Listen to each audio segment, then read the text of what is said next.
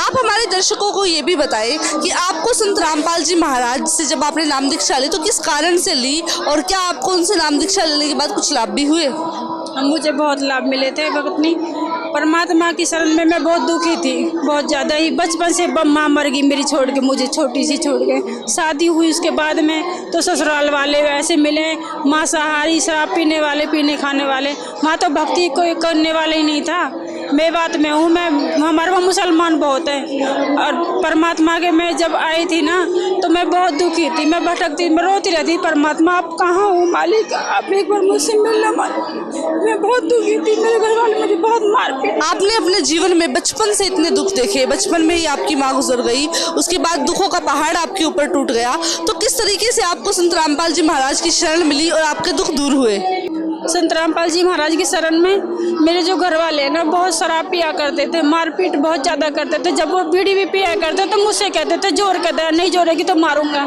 फिर मैं कह लगी परमात्मा आप कहाँ हो मालिक, मैं अगर परमात्मा आप हो इस धरती पे तो मालिक अपने शरण में ले लेना दादा, नहीं मालिक मेरी मृत्यु इस जीवन से बंद कर दे परमात्मा।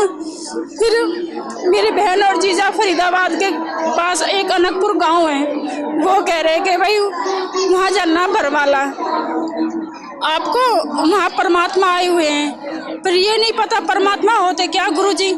हम गए वहाँ जाकर नहीं परमात्मा से नाम दीक्षा ली, पहले मेरे भगत ने ले ली। भगत तो क्या काल के दूत है, नाम दीक्षा ले ली, मुझे ना लेने दे। मैंने करे परमात्मा मैं तो आई सी मार रही थी, परमात्मा अगर आप नाम नहीं लेने दोगे तो मालिक आपके रजिस्टर में नाम कैसे चढ़ेगा मालिक, मालिक ले नहीं दे। परमात्मा ने मेरी सुली दूसरे दिन मुझे नाम दीक्षा दे दी बंदी छोड़ने। फिर मैं गुरुजी से नाम दीक्षा घर पे आई। तो जब आपको सतगुरु रामपाल जी महाराज से नाम दीक्षा मिली तो नाम दीक्षा लेने के बाद क्या आपको कोई लाभ भी मिले? मुझे बहुत लाभ मिले, क्या महिमा गाऊं परमात्मा की, कुछ शब्द ही नहीं है किस जुबान से बयान करूं उस मालिक के। बहुत लाभ मिले परमात्मा की शरण मानने से। हम इतने गरीब थे, बहुत गरीब थे, एक ही कमरा था उसमें मैं जिसमें रहती थी। जब मैं नाम लेके घर आई ना तो मेरी सास और मेरी नंद मुझे बाथरूम में भी नहीं जान देती थी नहाने के लिए। हमारे वहाँ मुसलमान की थोड़ी सी दूर कब्रिस्तान है। मैं और मेरे भगत जी रात को ना हमें ईंटों की चुरा लाई, इतनी बाउंड्री करवा ली जो मैं बैठी ना देखूं, मेरी मजबूरी थी। हम ना वहाँ पे लाके फिर हमारे दोनों का नाम खंडित हो गया भगत ने। फिर नाम खंडित होने से हम वहाँ वापसी आए तो उसमें तो काल बढ़ गया। परमात्मा की जोत जला तो उसे फेंक दे, परमात्मा की फोटो तोड़ के उस पर चढ़ गया। फिर मैंने कर लगी, मैंने परमात्मा के फ़ोन नंबर देखे किताबें, फिर मैंने बर वाला फ़ोन मिलाया। मैं जब भगत जी से वो बहन कहते भगत जी आप मेरी गुरुजी से बात करा दो, वहाँ के भगत बोले कि बेबे ऐसे बात नहीं होती, आपको यहीं आना पड़ेगा। मैंने बोली भगत जी मैं तो अनपढ़ हूँ और मेरे हमें बात में तो किसी ने भी नाम नहीं ले रखा, दूर दूर तक भी कोई नहीं मालिक, भगत जी मैं कैसे आऊँगी। फिर परमात्मा ने कहा भाई आना तो पड़ेगा यहीं। फिर वो कह लगे भाई आप कैसे जुड़े हो। मैं कह रही मेरी बहन और मेरे जीजा जी ने नाम दीक्षा ले रखी फरीदाबाद से, वो लेकर आए थे। तो परमात्मा ने देखो 3 दिन की जमानत करवा के बंदी छोड़ने में अपनी बुलाई भरवाला में। फिर मैं वहाँ जब तो मैंने प्रथम मंत्री ले रखा था, वहाँ जाने से परमात्मा के मैं वहाँ गई तो मैं गुरुजी से कहती थी कि गुरुजी मुझे ये नहीं पता था परमात्मा से कैसे बात करती है, क्योंकि मैंने कभी गुरुजी देखे नहीं, अनपढ़ हूँ, मैंने कभी गुरुजी सत्संग भी नहीं सुना, किताब भी नहीं, मुझे कोई नहीं, बस जाते ही नाम ले लिया तो सोचा मैंने। फिर परमात्मा फिर 2 दिन हो गए मुझे, जब गुरुजी 2 टाइम दर्शन दिया करते थे सुबह शाम, मैं वहाँ जाने लगी तो फिर एक सेवादानी बहन कहने लगी गुरुजी चले गए दर्शन नहीं। परमात्मा मुझसे नहीं बोलो, बाकी की सारी बहनों से बात कर रहे थे परमात्मा। मैं सोच रही मैं इतनी निकम्मी आत्मा हूँ, परमात्मा सबसे बात कर रहे, मेरे से बात भी नहीं करे गुरुजी। फिर वो एक सेवादानी बहन बोली बहन आप क्यों रो रही हो। मैंने कहा बहन मैं इतनी खोटी आत्मा, परमात्मा मुझसे बात भी नहीं कर, बहुत सारी बहनों से बात कर रहे। फिर परमात्मा फिर वो बहन कहने लगी जब सुबह आए ना गुरुजी दर्शन में तो आप प्रार्थना कहना। फिर मैंने कही गुरुजी, दूसरे दिन सुबह आए मैं गुरुजी प्रार्थना 5-6 बहनों से आगे चले गए परमात्मा, फिर वापसी लौट के आए परमात्मा। हाँ बोलो बेटा क्या बात है। मैं गुरुजी जो मेरे पति है ना मालिक आपकी जोत तोड़ दी, फेंक दी, परमात्मा फोटो तोड़ दी, उस पर चढ़ गए मालिक मैं क्या करूँ। फिर गुरुजी मेरे साथ रोने लग गए परमात्मा। फिर परमात्मा ने इतनी दया करी उस दिन से आज दिन तक भी। परमात्मा मेरे भगत जी ना नाम तो नहीं ले रहे वो, पर जोत से कुछ नहीं हाथ लगाते मालिक की दया से। बहुत बड़ी राजा। और देखो 300 गज की प्लॉट है हमारी शहर में तावड़ू में, और मैं गाँव में रहती हूँ। मेरे ससुर ने मुझे एक बिलांची की एक भी नहीं दी। जिस मकान में मैं रहती थी ना उस मकान में से मैं निकाल के भगा दी, मेरे बर्तन तक फेंक दी मेरे देवर ने, जेठन ने, सास नंदन ने।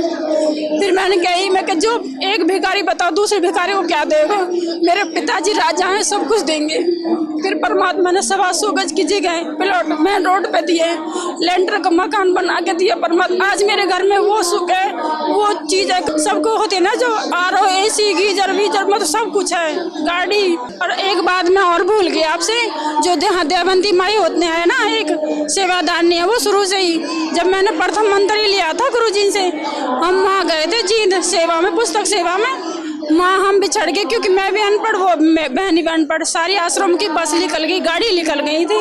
तो हम वहाँ आध घंटा बाद गए, मैं नौकर लगी बाबा जी, बाबा यहाँ वो बैठ हमारे गुरुजी के आश्रम की गाड़ी थी वो कहाँ पे गई, नौकर बेटा वो तो निकल गई, उन्हें तो आध घंटा हो गया। आध घंटा में देखो कितनी दूर जा सकती है गाड़ी। और हम वहीं रुक गए। तो फिर हम एक रोड पे से जा रहे थे ना, प्रथम मंत्र का जाप कर लिया, शुरू कर दिया हमने। फिर तीन त्रिकुटी, जैसे परमात्मा ने कहा जब यहाँ से जाएंगे हम धर्मराज के दरबार में तो त्रिकुटी आएगी, ऐसे हम वहाँ जाए काफी आगे निकल गए। प्रथम मंत्र का भजन जाप करते करते आगे 3 रास्ते, आगे पीछे दाएं बाएं कुछ भी नहीं, दूर दूर तक चिड़िया का बच्चा भी नहीं। और फिर हम वहीं रोने लगे, परमात्मा मेरा तो घर कोई भी नहीं है, पर इस बहन के तो पूरी परिवार है, क्योंकि मेरे तो ससुराल में भी कोई नहीं है, मेरे मायके भी कोई नहीं, मैं ठोटगा नहीं। मालिक आप अगर आश्रम से निकाल दोगे तो मालिक मैं तो रेल के नीचे मर जाऊंगी, जब बस के नीचे जा जाऊंगी। मालिक इस बहन को क्या होगा। फिर परमात्मा 21 साल के 22 साल के पीछे ही बाइक लेके खड़े हो गए, परमात्मा हमें वहाँ से लेकर आए। फिर हम आए आश्रम में, आने के बाद वो बहन के लगी देवंती के भाई बेबे तू ये मत बताना कि मैं रह गई हूँ, मेरा नाम मत लेना क्योंकि गुरुजी डांटेंगे। मैं कह रही कि तू भी मेरा नाम मत लीजिए, क्योंकि भाई मेरे तो कोई भी ना, तेरे तो परिवार भी साथ है, तेरे साथ मेरी मत कीजिए, ठीक है। हम आश्रम में घुसे अंदर तो गुरुजी देख के हंस गया, हमें मुझसे आशीर्वाद देने लगे।